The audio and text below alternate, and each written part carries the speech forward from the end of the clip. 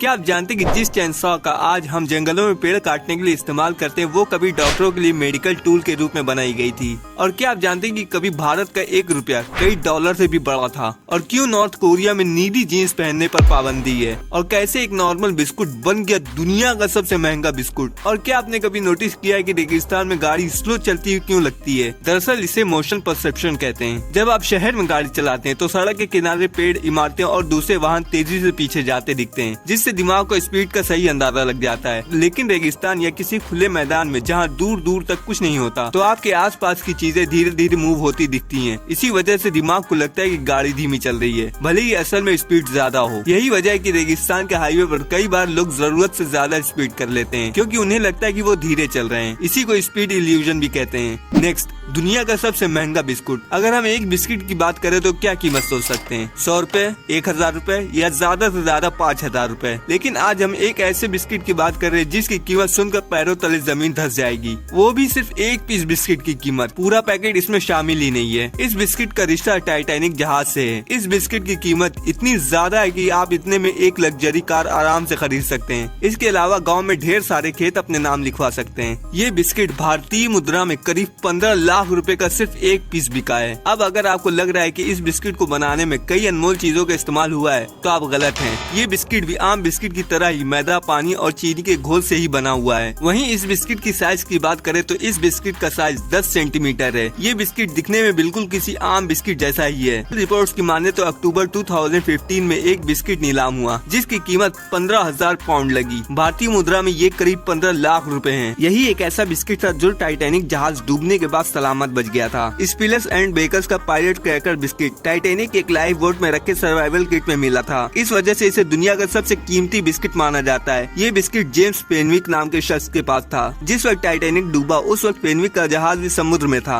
जब टाइटैनिक के डूबने की खबर इनके जहाज को मिली तो इस जहाज को टाइटैनिक के राहत बचाव कार्य में लगा दिया गया। पेनविक को ये बिस्किट वहीं मिला। उन्होंने इसे एक याद के तौर पर रख लिया। बाद में इसकी नीलामी हुई। नेक्स्ट, दुनिया के ज्यादातर हिस्सों में जीन्स सिर्फ एक आम पहनावा है। घर पर आराम करने से लेकर बाहर जाने तक हर जगह पहनने के लिए जरूरी है। लेकिन नॉर्थ कोरिया जहां इस मासूम से दिखने वाले कपड़े को पहनना सख्त मना है। इमेजिन कीजिए कि आप ऐसी जगह रहते हैं जहां जीन्स सिर्फ फैशन के लिए नहीं बल्कि पूरे सोशल सिस्टम के लिए खतरा मानी जाती है। इस रेस्ट्रिक्शन के पीछे की वजह इतिहास, विचारधारा और सरकार की अपनी जनता पर कड़ी पकड़ बनाए रखने की नीति है। ये समझने के लिए कि नॉर्थ कोरिया के लोग जीन्स क्यों नहीं पहन सकते, आपको 20वीं सदी के मध्य में जाना होगा। सेकेंड वर्ल्ड वॉर के बाद कोरिया 2 अलग अलग पार्ट में बंट गया, उत्तर और दक्षिण। किम इल सुंग के लीडरशिप में नॉर्थ कोरिया कम्युनिस्ट आइडियोलॉजी से प्रभावित था, जिसके सोवियत यूनियन और बाद में चाइना के साथ मजबूत रिलेशन थे। दूसरी ओर यूनाइटेड स्टेट साउथ कोरिया का कट्टर सहयोगी बन गया और समय के साथ अमेरिका से जुड़ी हर चीज नॉर्थ कोरिया शासन के विरोध का प्रतीक बन गई। चीन सिर्फ एक फैशन से कहीं ज्यादा एक खतरा थी, इसलिए इसे पूरी तरह बैन कर दिया गया। नॉर्थ कोरिया गवर्नमेंट जिंदगी के लगभग हर पहलू को कंट्रोल करती है, लोगों की नौकरी से लेकर उनके पहनावे तक। नेक्स्ट,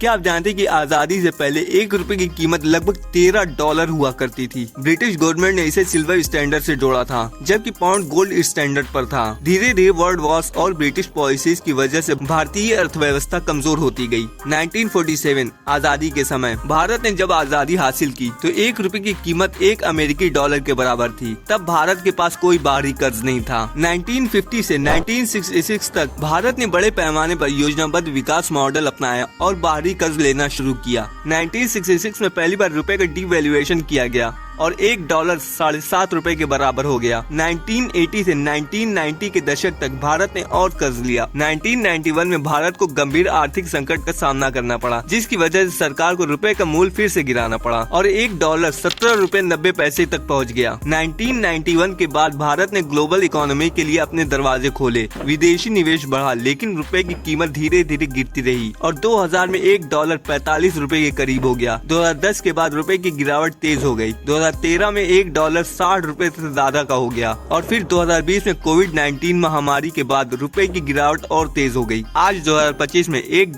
86 रुपए 70 पैसे के बराबर पहुंच चुका है। नेक्स्ट, आज हम चैनसॉ को पेड़ काटने के औजार के रूप में जानते हैं, लेकिन इसका पहला आविष्कार बच्चों के जन्म में मदद करने के लिए किया गया था। 1780 के आसपास जब सीजेरियन ऑपरेशन आम नहीं था, तब अगर बच्चे का जन्म सामान्य रूप से नहीं हो पाता था तो डॉक्टरों को माँ की पेल्विस की हड्डियों को काटना पड़ता था। इस प्रोसेस को सिम्फिसियोटॉमी कहा जाता था। पहले ये प्रोसेस हाथ से चलने वाले धारदार औजारों से की जाती थी, जो बहुत दर्दनाक और टाइम कंज्यूमिंग होती थी। पहले इस्तेमाल किए जाने वाले औजार कुछ इस तरह होते थे। पहला स्कैल्पेल, छोटे और तेज धार वाला चाकू जिनका इस्तेमाल टिश्यू काटने के लिए किया जाता था। नंबर 2 बोन सॉ, एक छोटी आरी जिसका इस्तेमाल हड्डी काटने के लिए किया जाता था। नंबर 3 गिगली सॉ, तार जैसी पतली आरी जिसे आगे पीछे घुमाकर हड्डियों को काटा जाता था। नंबर 4 ऑस्टियोटोम, छेनी जैसा औजार जिसका इस्तेमाल हड्डी काटने या अलग करने के लिए किया जाता था। इसके बाद चैनसॉ का आविष्कार हुआ, जिससे ये काम थोड़ा आसान और तेज हो गया। बाद में जब लोगों ने देखा कि चैनसॉ हड्डियों को आसानी से काट सकती है, तो इसे लकड़ी काटने के लिए भी इस्तेमाल किया जाने लगा। धीरे धीरे इसमें बदलाव होते गए और इसका आधुनिक रूप मॉडर्न चैनसॉ तैयार हुआ, जो आज पेड़ काटने के लिए इस्तेमाल किया जाता है। तो जिस चैनसॉ का आज हम जंगलों में इस्तेमाल करते हैं, तो वो कभी डॉक्टरों के लिए मेडिकल टूल के रूप में बनाया गया था।